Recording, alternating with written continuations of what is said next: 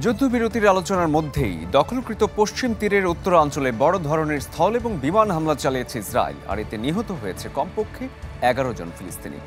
গাজাতেও চলমান আগ্রাসনে ব্যাহত হচ্ছে পোলিও টিকা কর্মসূচি, আর এতে উপত্যকায় তৈরি হচ্ছে পোলিও মহামারীর শঙ্কা।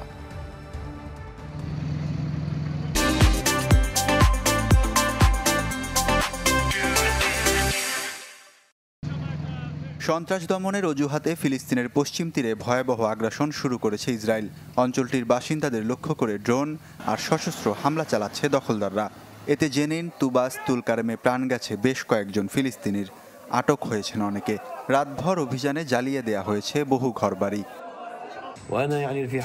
আমি বাড়ির বাইরে ছিলাম, হঠাৎ বিস্ফোরণের শব্দ শুনে দৌড়ে যাই। গিয়ে দেখি আমার সন্তান গুরুতর জখম হয়েছে। এখন সে হাসপাতালে মৃত্যুর সাথে পাঞ্জা লড়ছে।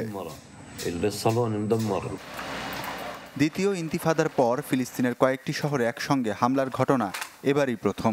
2023-এর অক্টোবরে গাজায় সহিংসতা শুরুর পর পশ্চিম তীরে 640 জনের বেশি ফিলিস্তিনিকে হত্যা করে ইসরায়েল। আটক করা হয় কয়েক হাজার ফিলিস্তিনিকে। গাজাতেও থেমে নেই আগ্রাসন।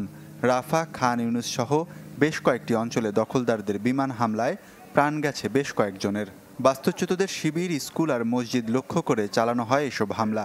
এদিকে গেল 22 আগস্ট থেকে ইউনিসেফ উপত্যকাটিতে পোলিও টিকার ডোজ বিতরণ শুরু করলেও চলমান সহিংসতায় বাধাগ্রস্ত হচ্ছে কর্মসূচি।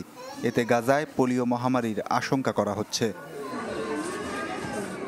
চলমান উত্তেজনায় ইরানের চালানো হামলা থেকে যুক্তরাষ্ট্র ইসরায়েলকে রক্ষা করবে বলে জানিয়েছে হোয়াইট হাউস।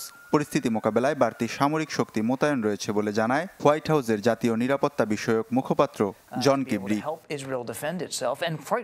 ইরানের বক্তব্য আর বিবৃতি গুরুত্ব সহকারে পর্যবেক্ষণ করা হচ্ছে বলেও জানান তিনি।